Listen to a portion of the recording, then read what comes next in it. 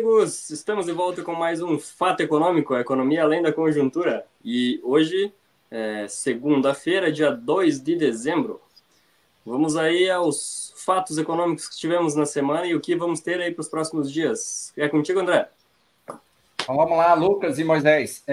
Continuamos nesta segunda-feira discutindo ainda o pacote ou o conjunto de medidas que o governo federal lançou na semana passada.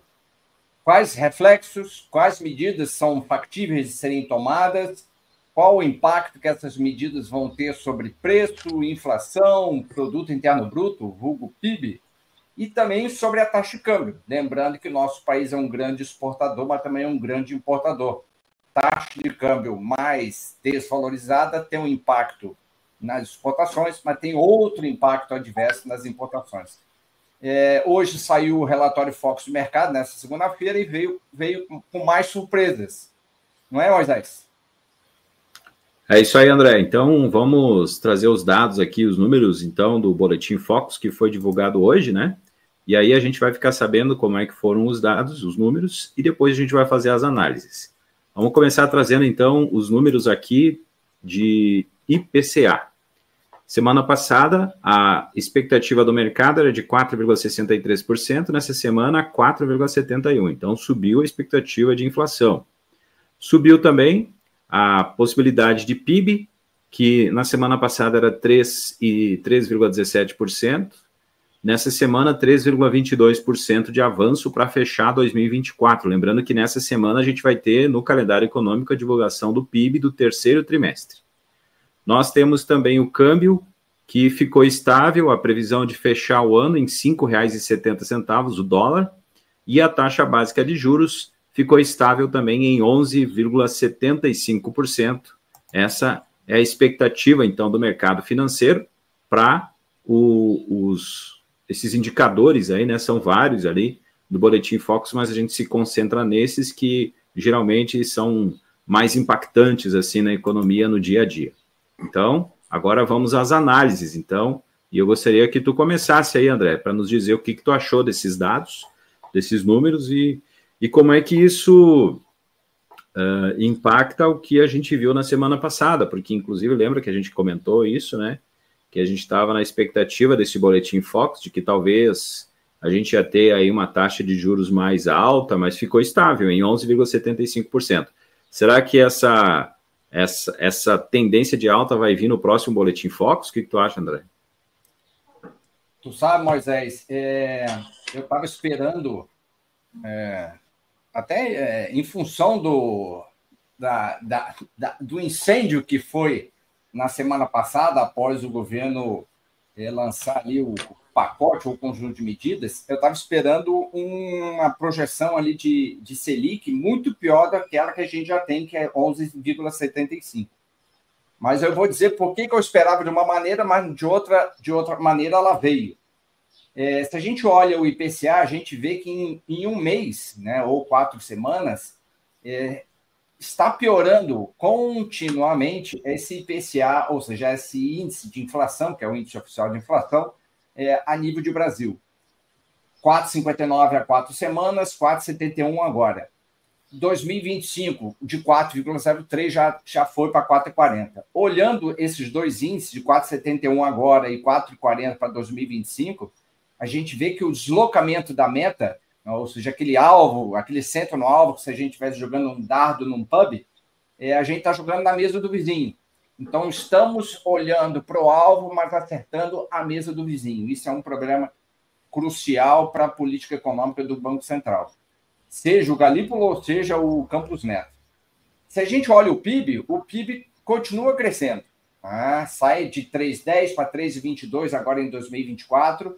Mantemos ali um PIB constante para 2025, 1,93 para 1,95, mas temos ali o sinal de que o produto interno bruto vai crescer menos no ano que vem em função desses indicadores mais problemáticos, que são a inflação, o câmbio e a taxa de juros. Ou seja, a economia vai continuar andando, mas já vai andar com uma velocidade bem menor do que está andando agora em 2024.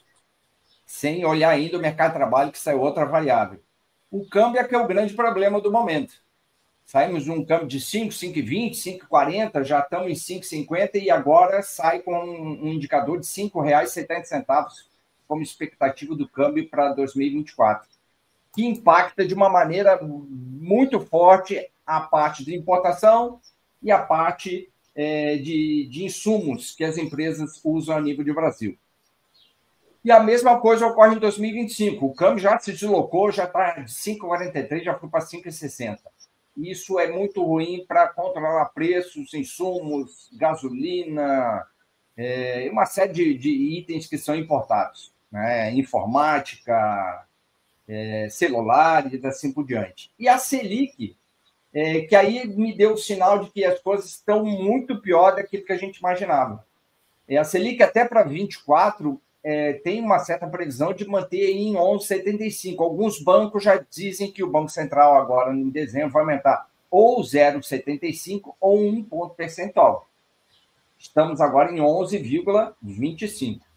A questão é que o deslocamento para 2025, o juros já subiu bastante, de 11,5 para 12,63. Se a gente olha um relatório que sai do Banco Central também no mesmo dia, que chama-se distribuição de frequência, essa distribuição de frequência, quando a gente olha câmbio e IPCA, a gente vê que o índice de expectativas, a distribuição de frequência, está se deslocando de um valor menor, por exemplo, um IPCA variando entre 4,4 e 4,6, está variando agora de 4,6 para 4,94, quase 5%. Então, na distribuição de frequência, as expectativas de que o índice vai piorar tanto para 24 para 25 vem no IPCA, no câmbio e também na Selic.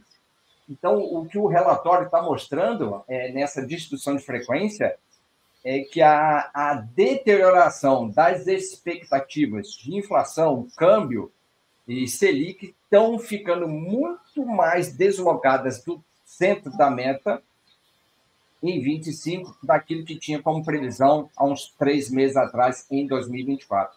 Então, o quadro desenhado para 2025 vai ser um quadro mais complicado para empresa, produção, renda, consumidor, salário e assim por diante.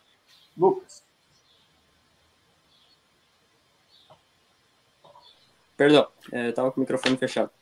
André, eu estava aqui acompanhando enquanto você falava especificamente os gráficos aqui com relação aos indicadores, né, no Boletim Focus. E falando do IPCA, as expectativas ali para 2025, quando a gente pega a linha vermelha do gráfico, né, ela deu um salto de novembro de 2024 para dezembro de 2024 nas expectativas para o ano de 2025. Houve ali, até pela tabela, dá para a gente perceber que o aumento ali foi de 10%, basicamente. Passou de 4,03 para 4,40 expectativa de IPCA, né? Então, é uma tendência que veio dos últimos dias, provavelmente foi já captando esse movimento do mercado e essa incerteza que está havendo, principalmente aí, a gente pode citar a incerteza quanto à política fiscal do país, né? O comprometimento com a política fiscal, né? E também isso está se refletindo nos demais indicadores, né? Até mesmo com relação à própria Selic, que você comentou ali, né? Passando aí as expectativas de 11,5 para 12,6 em 2025.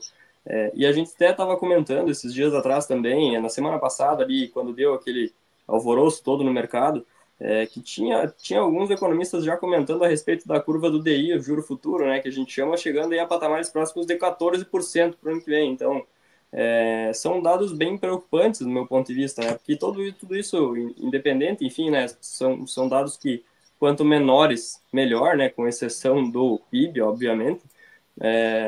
Mas tudo isso fica relacionado àquela ideia. Bom, tá aumentando a tendência de alta, né? E tudo isso vem prejudicando o mercado como um todo.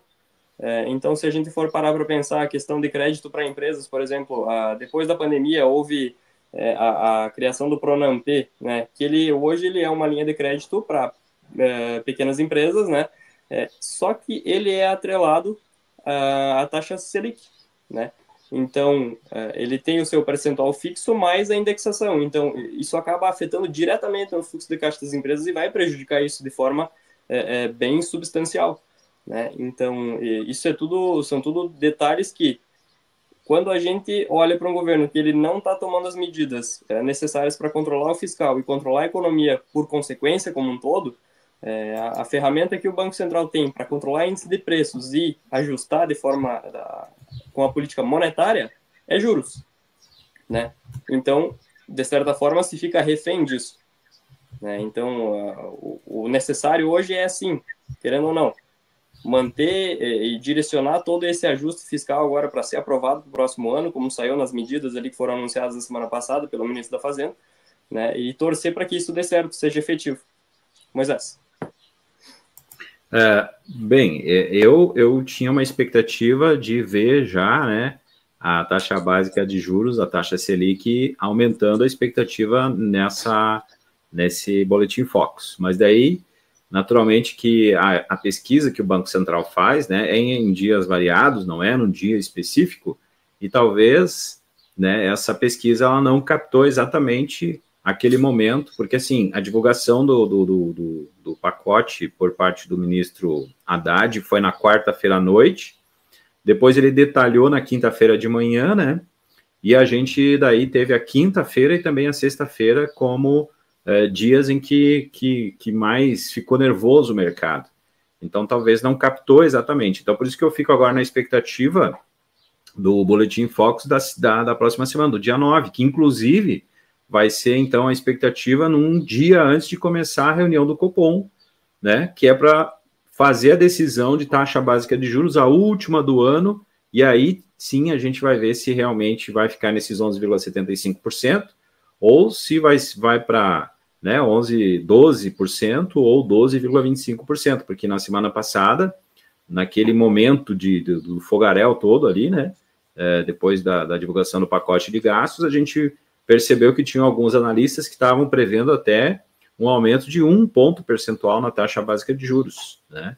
Então, eu acho que ainda a gente vai ter um resultado ainda dentro do Boletim Focus na semana que vem, na segunda-feira, dia 9. Mas uma outra coisa que eu gostaria de perguntar, de lançar para nós analisarmos aqui, é uma pergunta que certamente muitas pessoas se fazem, e nós, como economistas, temos que dar uma resposta, né? Porque quando acontece de nós vermos uma apreciação bastante grande do câmbio, né? E o dólar ficar alto, como é o caso agora, inclusive o dólar ultrapassou, né, o valor histórico, passou de R$6. A gente sabe que o Banco Central tem reservas internacionais bastante grandes, né? Um volume grande de reservas internacionais. E quando acontece isso, geralmente o Banco Central faz intervenção no mercado, ou seja, ele aumenta a oferta de dólares no mercado. Por que o Banco Central não está fazendo isso neste momento? Essa é uma pergunta que certamente muitas pessoas se fazem, até politicamente a gente ouviu na semana passada essa pergunta ser feita, e naturalmente que as pessoas se perguntam, e aí, por que o Banco Central não intervém, André? Então, vamos lá, Moisés. Primeiro, lembrando, o câmbio no Brasil hoje é flutuante. Tá? Se ele é flutuante, significa que demanda e oferta vão equilibrar a cotação da moeda a nível de Brasil. Entretanto, como diz a teoria, existe a possibilidade do governo intervir. Tá? Como é que ele pode intervir na inflação? É intervir através mexendo na taxa de juros, a taxa Selic. Olhando o câmbio, né, valorizando em excesso ou desvalorizando em excesso, o Banco Central também pode fazer uma intervenção, pode ser branca ou suja. Tá? Uma intervenção que o Banco Central pode fazer, e já foi feito isso várias vezes no passado, não muito distante, é uma maneira de você equilibrar a cotação da moeda para que ela não tenha um impacto muito forte, muito robusto em poucos dias na economia. Então, existe essa possibilidade do Banco Central intervir. A possibilidade, a primeira que pode ter, é dele intervir no câmbio e só ocasionar perda de reservas internacionais. Essa é a primeira possibilidade que pode ter, e pode ter esse reflexo negativo. O segundo reflexo pode ter do Banco Central intervir na cotação da moeda é você mexer com você criar distorções no mercado com relação ao câmbio. E essa criação de distorção, né, de uma maneira artificial, pode levar a alocações ineficientes de recursos na economia. Economia, empresas, consumidores, e assim por diante.